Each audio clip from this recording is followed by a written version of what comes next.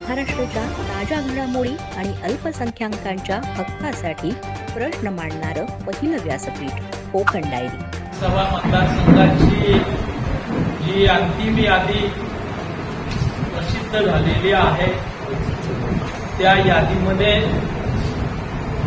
अतिशय मोठ्या प्रमाणावर संशयास्पद दुबार बोगस मतं नोंदली गेलेली आहेत आणि त्या संदर्भात सातत्यानं पुनर्निरीक्षण प्रक्रिया चालू असताना तत्कालीन प्रांत तहसीलदार यांच्याशी आम्ही मंडळी संपर्कात होतो।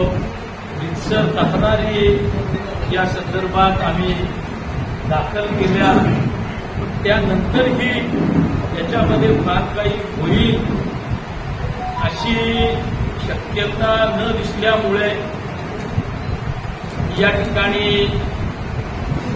मी मुंबई उच्च न्यायालयातील सिनियर काउन्सिल CG गावणेकर साहेब यांच्या माध्यमातून त्या ठिकाणी रिट पिटिशन दाखल केलेलं आहे।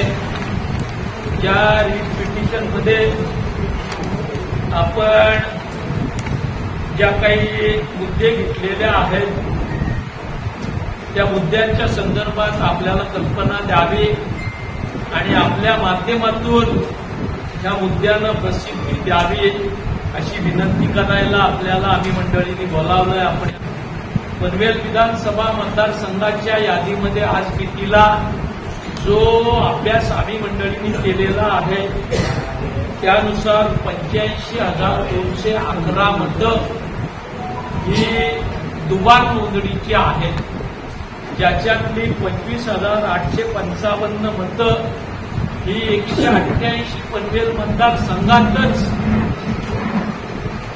मतदारांची दोन वेळेला नोंदलेली आहे। हा प्रकार इतक्या मोठ्या प्रमाणावर आहे की ह्या काही टेक्निकल एरर्स आहेत किंवा चुका आहेत अशातला प्रकार होऊ शकत नाही। तर बोगस मतदान करण्याच्या हेतूनच ही नावं एकाच मतदारसंघामध्ये दोन वेळेला नोंदवलेली आहेत।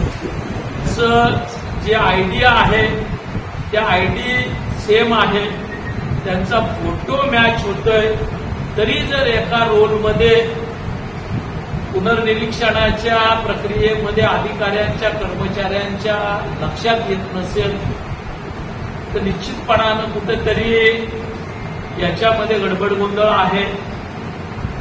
बोगस मतदान करण्याच्या हिशोबानं हे षडयंत्र केलेलं आहे।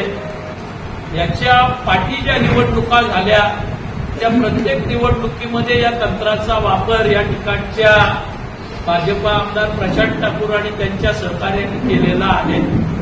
खेरणे ग्रामपंचायतीची निवडणूक असेल, कधीही ग्रामपंचायत शेतकरी कामगार पक्षाच्या हातातून गेली नव्हती, पण शेवटी बोगस मतदानाच्या नोंदीनं ही ग्रामपंचायत ताब्यात घेण्यात भाजपला यश आलं। रिसेंटली विचुंबे ग्रामपंचायतीची इलेक्शन झाली, 1026 बोगस नावं त्या ठिकाणी नोंदली गेलेली होती आणि त्याच मतानं त्या ठिकाणी त्यांना विजय मिळाला। ही मतं साधारण 16-17 पासून म्हणजे महानगरपालिकेच्या निवडणुकीच्या दरम्यान किंवा त्याच्या थोडीशी आगेमागे नोंदवलेली आहेत। सातत्यानं त्याच्यामध्ये वृद्धी होते। मुंबई उच्च न्यायालयातील सिनियर काउन्सिल CG गावणेकर साहेब यांच्या माध्यमातून त्या ठिकाणी रिट पिटिशन दाखल केलेलं आहे।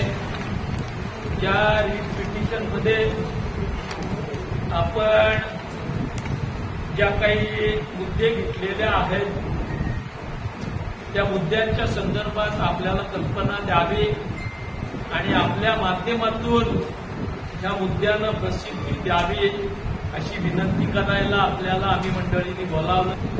निवडणूक निर्णय अधिकारी, LPOचे, तहसीलदारांचे आणि जे कोणी अधिकारी आहेत त्या साऱ्यांचे आम्ही ऍडव्हान्समध्ये भेट घेणार आहोत, कारण शेवटी फरक पडतो। 9 साली राहुलजी आले होते, माझ्या कोर टीममधला सहकार्य आहे निवडून द्या सांगायला। 14 साली मोदीजी आले, मुख्यमंत्री तर मला वाटतं 40-50 वेळा बंगल्यावर येऊन गेले असतील. अर्थात त्याचा फायदा पनवेल विधानसभा मतदारसंघाला किंवा त्या मतदारसंघातल्या नागरिकांना शून्य.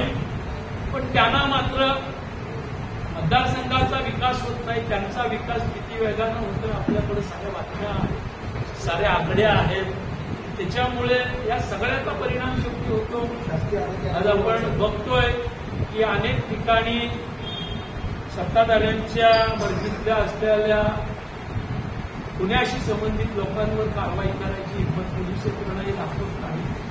प्रशासकीय यंत्रणा देखील अतिशय तुच्छपणाची वागणूक देणारी जे मंडळी आहेत, सत्ताधाऱ्यांच्या इर्द फिरणारी, त्यांचं सारं निमूटपणानं सहन करतात अशी परिस्थिती आहे. त्याच्यामुळे आपण सांगताय ते बरोबर आमचा प्रभाव चालू आहे.